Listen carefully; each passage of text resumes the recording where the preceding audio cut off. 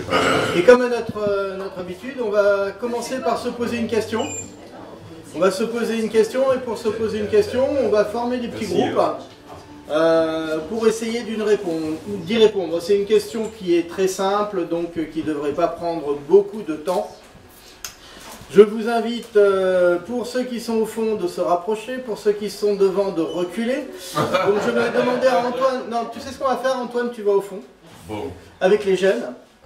Isabelle aussi, comme ils veulent, on va les laisser au fond et on va mettre ce groupe au fond. Voilà, on va pas faire de groupe devant, on va faire que des groupes au fond. Et là, on va se rapprocher, Lionel, si tu veux, on va se rapprocher de mon frère Robert. Robert, tu bouges pas, et les gens vont se rapprocher de toi. Alors, Amy, tu peux aller avec les jeunes au fond, hein, t'es jeune. Lens, tu restes avec les moins jeunes, devant. Voilà. Alors, la question qu'on se pose, on avait vu la semaine dernière les obstacles au témoignage. Qu'est-ce qui nous empêchait de témoigner? Les jeunes en ont beaucoup discuté à la réunion des jeunes adultes sur ces obstacles qui nous empêchent de témoigner. Maintenant, on va réfléchir à comment on peut faire pour témoigner. Et pendant que vous réfléchissez, je vous donne 5 minutes et moi je m'habille. Et là, j'ai revu hier matin et je pense qu'il a... Amen. Bien, allez, on va poser les discussions, on va partager les réponses. Bravo. Alors, Il est temps. je vais demander à Isabelle, j'ai vu qu'elle prenait des notes. Et dans votre groupe, qui c'est qui veut... Non, il y a... Ah, les jeunes? Ah, ben Alia. Alia toute seule. Pour le podcast, c'est filmé. T'entraîner.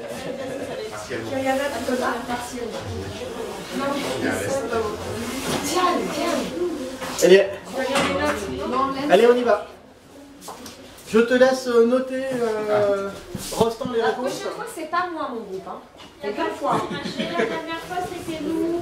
Non, c'était moi la dernière fois. Non, il y a eu Julie et Alia. La fois d'avant. La fois d'avant, il y a eu Julie et Alia aussi. Alors, les réponses. Oh, je suis contre la star. Alors. Viens ici. Comme ça, tu donneras les réponses devant la caméra. Vas-y. Voilà. Comment témoigner? Oui, mais je vais être cachée comme je suis petite. Alors, comment témoigner? On a dit 2 axes principaux, soit parler, soit à travers nos actes. Donc à travers nos actes, on a marqué, on a noté la gentillesse, enfin, notre gentillesse, notre bienveillance, notre empathie envers les autres, notre compassion, mais aussi notre façon de parler, notre langage, le langage qu'on va utiliser. Après, on a reparlé de comment on peut témoigner en parlant. Alors là aussi, on a fait en 2 parties. On s'est rendu compte qu'il y avait 2 façons de témoigner en parlant. Soit indirectement, c'est-à-dire qu'on peut faire des allusions à Dieu dans nos conversations. On peut dire, quand quelqu'un nous dit que ça ne va pas bien, on peut dire, je vais prier pour toi. Ou dire, oh, aujourd'hui, je remercie Dieu parce que... Ou j'ai été béni parce que... Juste le glisser dans une conversation. On peut aussi utiliser les réseaux sociaux. Ça, c'est une réponse de jeune. Envoyer un message aussi à quelqu'un par les biais du téléphone, lui envoyer un verset. Ça peut être même partager une chanson qu'on pense qui peut aider une personne à ce moment-là. Et ensuite, donc, parler directement en racontant notre propre témoignage, notre expérience personnelle, des événements de la vie où on a pu voir la main de Dieu. Donc voilà. Je te laisse. Nous, on n'a pas pensé aux réseaux. Ben voilà, c'est s'il n'y a pas de jeunes chez vous. Alors, tout de suite, j'ai apprécié ça tout de suite, il y avait la notion de son comportement au témoignage. Est-ce que... Le fait que les réponses ne doivent pas se ressembler. Est-ce que nos vies reflètent la grâce de Dieu? Après, il y avait la notion, il faut absolument parler, ouvrir la bouche et partager dans un moment. On a toujours notre témoignage du salut. Et ça, c'est chacun a une histoire unique qui lui appartient. Donc, et ça, c'est vraiment un miracle que Dieu a opéré dans la personne. Après, il y avait beaucoup de cette notion de ne pas être trop agressif, en même temps être prêt à disponible, que ça soit naturel. On n'avait personne dans notre groupe qui apprécie trop de marteler, de forcer, mais comme Isabelle vous avez dit, de trouver des façons de parler avec grâce. Qu'est-ce que j'aurais oublié? Oui, c'est bon. Eh ben, merci bien. Effectivement, on a quasiment toutes les réponses. Maintenant, oui, il y en a quelques-unes en plus que je vais vous donner. Maintenant, on va essayer de mettre des versets bibliques sur ces passages. Alors évidemment, Rostand, on a parlé de deux choses en premier. Une chose qui est très importante, c'est témoigner en parlant, en discutant avec les gens, par la parole donc. Et le deuxième, c'est témoigner par nos actes, notre vie, la manière dont on est et dont on agit. Et souvent, c'est quelque chose qui est très subtil, parce qu'on doit le faire naturellement, on ne peut pas se forcer à être chrétien. Et les gens vont dire, oh tiens, aujourd'hui, lui il est bien, et puis le lendemain il n'est pas bien. Donc c'est deux manières qui sont très distinctes et très différentes de témoigner, mais c'est deux manières qui sont très puissantes. Déjà, il faut comprendre une chose, c'est que pour témoigner, il faut déjà avoir de l'enthousiasme. Il faut avoir cette envie, il faut avoir un plaisir, une joie, un zèle pour partager Jésus-Christ. Vous savez, Jésus, c'est la personne qui va faire le plus de controverses dans le monde. Là où vous prenez entre les religions et tous, pour chacun, Jésus, c'est quelqu'un de différent, un ange, un prophète, le Messie, un sauveur. Il y a énormément de controverses autour de Jésus. Donc il est important d'avoir ce zèle, cet enthousiasme, cette envie de partager Jésus. C'est pas de partager votre église. C'est pas de partager les gens qui sont dans votre église qui est important, mais bien de se concentrer et de partager qui est Jésus. Et avec ces controverses, effectivement, ça peut amener à des opportunités de discussion. Alors comment il faisait Jésus? Quand on regarde le témoignage, on regarde dans la Bible, en Luc chapitre 19, verset 10, car le Fils de l'homme n'est pas venu chercher... car le Fils de l'homme est venu chercher et sauver ce qui était perdu. Donc on voit que Jésus prenait l'initiative. Jésus allait vers les autres. Jésus allait vers les gens. Il se déplaçait pour apporter la parole, pour témoigner, pour parler de ce que son Père faisait et de ce que lui était en train de réaliser. Donc il y a cette nécessité pour nous, si on est des témoins, si on veut témoigner, d'aller vers les autres. On ne peut pas forcément rester assis et attendre que quelqu'un vienne vous parler sur un banc, même si des fois ça marche avec Roberto. Hein. Mais si vous restez assis sur un banc à lire votre Bible et qu'il y a quelqu'un qui arrive, tu me l'as déjà raconté celle-là? Si, mais avec ta Bible tu lisais, puis il y a des gens qui venaient et tu partageais. Mais c'est pareil, on doit aussi aller préparer, se donner des occasions. Et on voit ça, on voit que Jésus a fait souvent cette démarche d'aller vers les autres. Pour pouvoir aller vers les autres, vous avez abordé un sujet qui était très intéressant, c'est qu'il faut déjà trouver des points communs. Il faut avoir des sujets de discussion, il faut connaître un petit peu la personne pour pouvoir lui témoigner.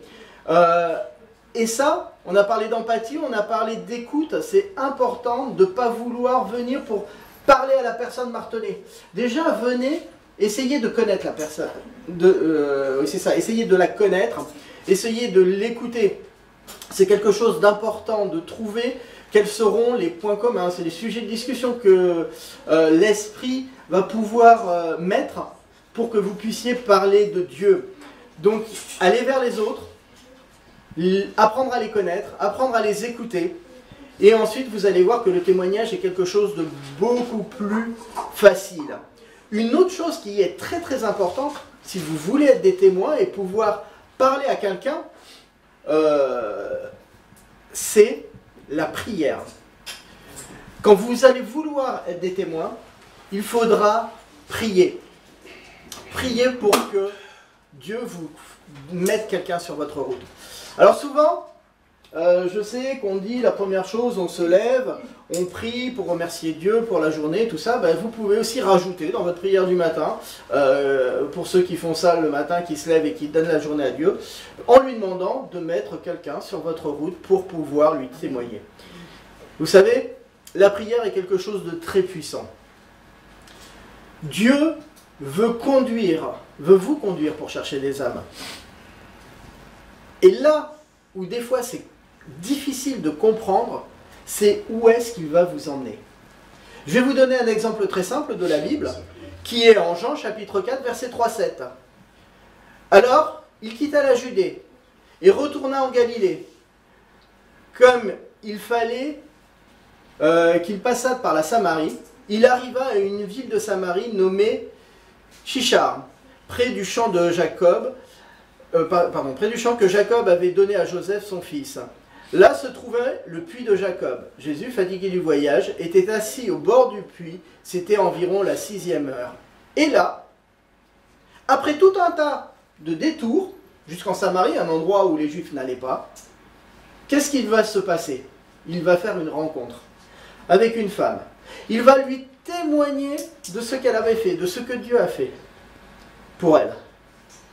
Et après elle, on connaît la suite de l'histoire, elle va aller raconter à tout le monde qu'elle a rencontré le Messie, le Sauveur Jésus-Christ. Alors des fois, ça peut être compliqué votre journée. Si vous demandez à Dieu, mets-moi quelqu'un ou dis-moi où est-ce que je peux témoigner, il peut vous emmener faire un long chemin. Mais il faut lui faire confiance. Amen. Il faut croire que là où vous êtes, ça sera une opportunité. C'est peut-être là où il veut que vous parliez à une personne. Alors des fois, hein, ça peut être avec des problèmes mécaniques, chez le garagiste. Non, ça me vient comme ça, mais je n'avais pas pensé avant. Mais effectivement, il y a des journées où tu n'avais pas prévu ça du tout, et ça te tombe sur les épaules. Et là, du coup, bah, tu es fâché, tu t'assois, tu dis plus rien. Peut-être pas. Peut-être que c'est quelque chose qui va vous tomber, quelqu'un à aller voir, un travail à faire, là où c'était pas prévu. Et vous allez faire une rencontre extraordinaire. Attendez-vous à ce que Dieu agisse dans vos vies si vous avez prié pour.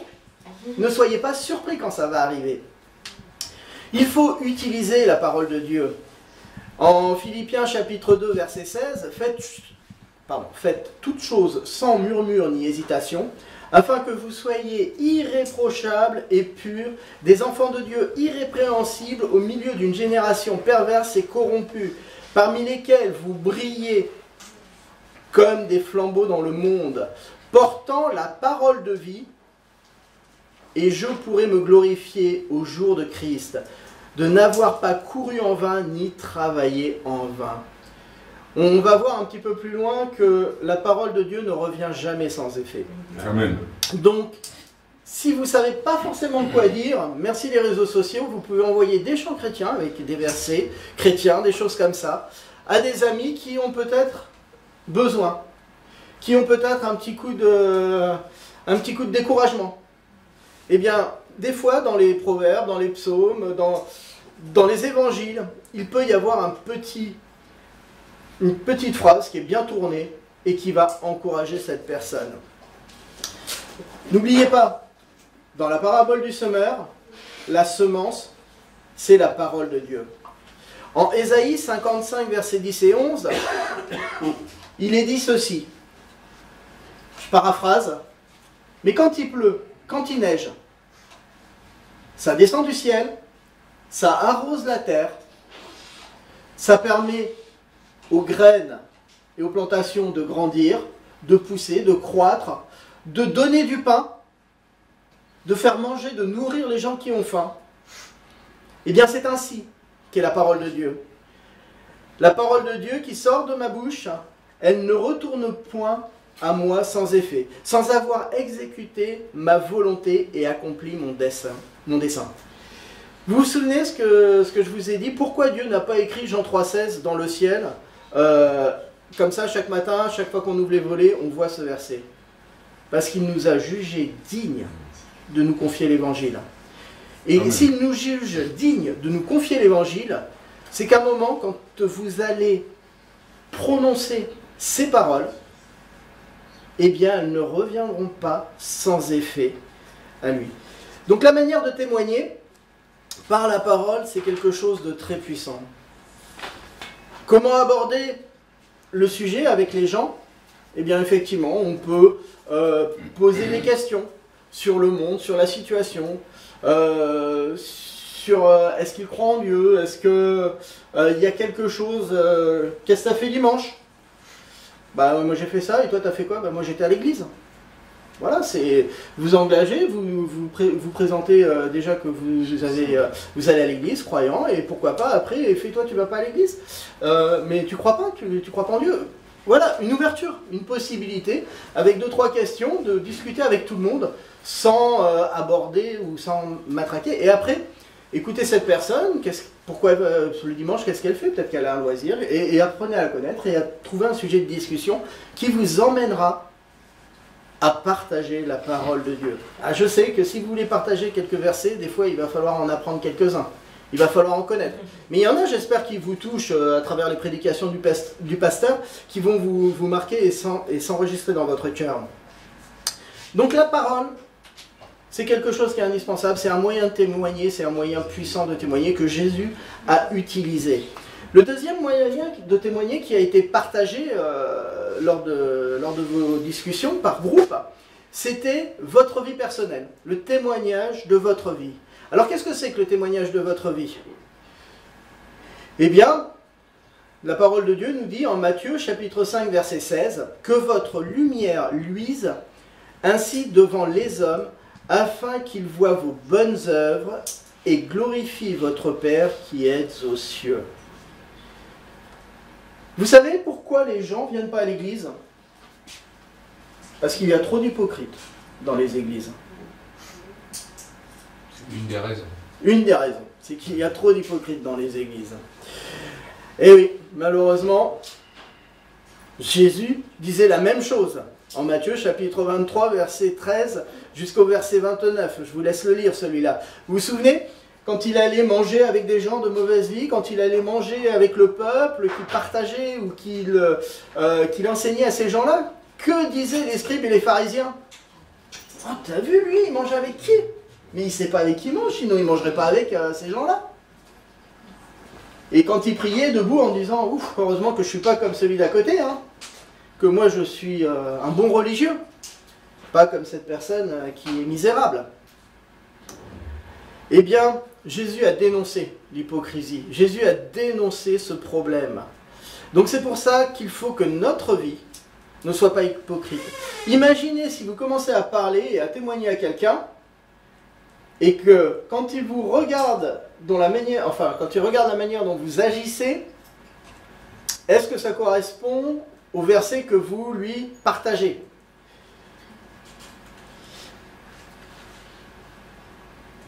Te montrant toi-même à tout égard un modèle de bonne œuvre et donnant un enseignement pur et digne, une parole sainte, irréprochable, afin que l'adversaire soit confus, n'ayant aucun mal à dire de nous.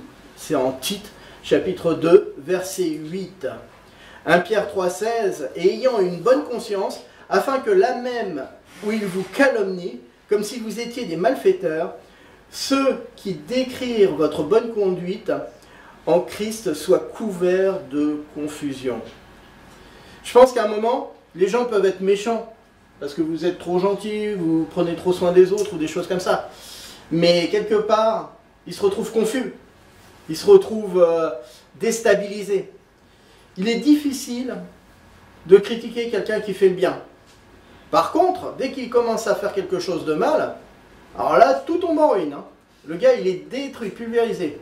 L'abbé Pierre. Comment une personne qui était...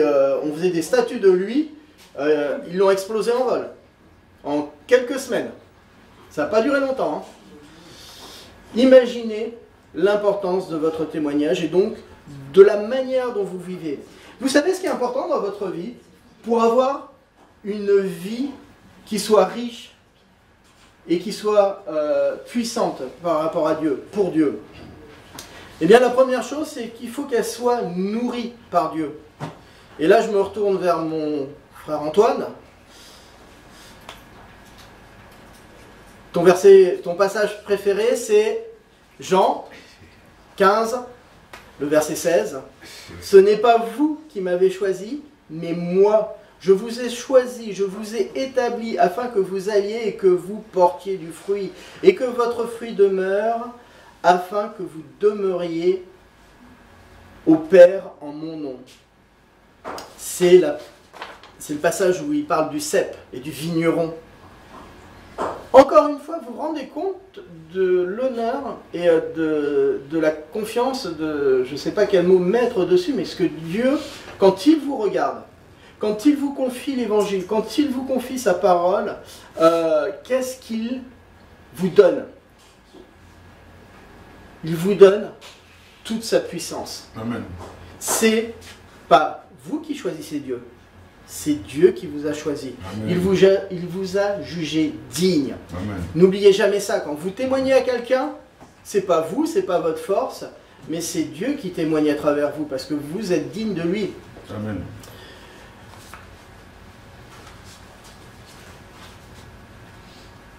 Jean 15, évidemment c'est le passage, vous pouvez le lire. Chaque jour, des fruits de la vie en Christ devraient être constatés dans ce que nous faisons. Ensuite, il y a une autre chose, c'est une vie contrôlée par Dieu. En Jérémie 18,6, ne puis-je agir comme vous, envers vous comme le potier, maison d'Israël, dit l'Éternel? Est-ce qu'il ne peut pas façonner votre vie pour qu'il soit un ustensile pour lui? Vous savez, des fois il faut être malléable pour Dieu. Il faut laisser Dieu contrôler nos vies. Il y a plein de choses qu'on voudrait, plein de choses qu'on espère, mais des fois il faut se rendre compte que quand c'est Dieu qui dirige notre vie, ça peut être différent de ce qu'on désire. Mais on sait que Dieu va nous donner ce dont on a besoin. Et ce dont on a besoin, souvent, c'est aussi pour témoigner qu'il va nous donner. Des fois, il y a des endroits où on n'a pas du tout envie d'aller, mais quand on s'y trouve, c'est peut-être là qu'il nous a mis pour témoigner. Donc, notre vie doit être un exemple pour les autres. Là aussi, en Jean chapitre 7, verset 38, « Celui qui croit en moi, des fleuves d'eau vive couleront de son sein, comme dit l'Écriture. Et tous ceux qui vont boire de cette eau n'auront plus soif. » Les gens que vous allez pouvoir toucher, vous allez pouvoir les rafraîchir. Et si vous les rafraîchissez, ils vont se sentir apaisés. Ils vont avoir envie de cette paix, de cette joie, de ce qui fait que vous êtes là, que vous l'attirez. Et ça, c'est votre vie. Un petit peu dans ce que tu parlais, Sylvie, dans ton cabinet. La personne, tu ne lui as jamais parlé, mais pourtant, elle a senti qu'il y avait une différence, que tu n'étais pas comme tout le monde. Que tu avais ce côté chrétien. Amen. Et ensuite, il y a cette chose qui est importante, c'est votre témoignage personnel. Est-ce que vous avez déjà réfléchi à partager votre témoignage personnel? Eh bien, il faudrait peut-être y penser, parce que c'est la meilleure chose. Le témoignage personnel, ça va allier votre vie, ce que vous faites, et ça va allier aussi la parole. C'est, je pense, le meilleur témoignage. C'est votre témoignage personnel. Pour conclure ce passage, et si j'ai encore 3 minutes, je vais vous utiliser pour une dernière petit exercice. Pour conclure ce passage, quand vous voulez témoigner, il faut témoigner par amour. Car l'amour de Christ nous presse, parce que nous estimons que si un seul est mort pour tous, tous sont morts. Et qu'il est mort pour tous, afin que tous ceux qui vivent ne vivent plus pour eux-mêmes, mais pour celui qui est mort et ressuscité. Amen. Vous savez, il y a des choses qui sont peut-être pas évidentes, mais qu'il faut avoir conscience. Quand beaucoup de gens connaissent Christ, mais très peu savent qui il est réellement, qu'il est un sauveur. Beaucoup de gens peuvent croire en Dieu, mais très peu savent qu'en acceptant Jésus-Christ, en fin de compte, ça va coûter quelque chose pour avoir une relation personnelle et une relation avec Dieu le Père. Oui, ça va coûter quelque chose parce que quelque part, la vie ancienne eh bien, va se terminer, va disparaître, va mourir pour avoir cette nouvelle vie en Christ. Alors, quand vous êtes chrétien, c'est évident, quand vous avez fait ce passage-là. Mais quand vous ne l'êtes pas, c'est pas évident. Donc quand vous témoignez à quelqu'un, des fois les mots salut, les mots sauver, les mots Seigneur, tout ça, ça ne leur parle pas, ils ne comprennent pas. Il faut aussi trouver comment le faire. Et j'aimerais vraiment que vous soyez, que vous ayez de l'enthousiasme et du zèle pour témoigner dans chaque jour, à chaque opportunité que vous avez, parce que c'est par l'amour que vous avez pour Dieu, l'amour au carré, et l'amour que vous avez pour les gens que vous côtoyez. Il me reste moins de 2 minutes. Alors je vais vous faire un dernier exercice. En 2 minutes, on va faire 4 groupes, vu que l'église s'est remplie. Donc le pasteur, Marilyn, on va faire un petit groupe devant. Au fond, derrière, avec Lionel, Sébastien, hop, Mamoni, on se retourne. Ah, les jeunes avec les jeunes au fond, là-bas, avec Nestor. Et puis devant, et je vais vous demander de partager votre témoignage personnel avec les gens qui sont autour de vous. Sans préparation. Très court, très rapide. Essayez de partager et de...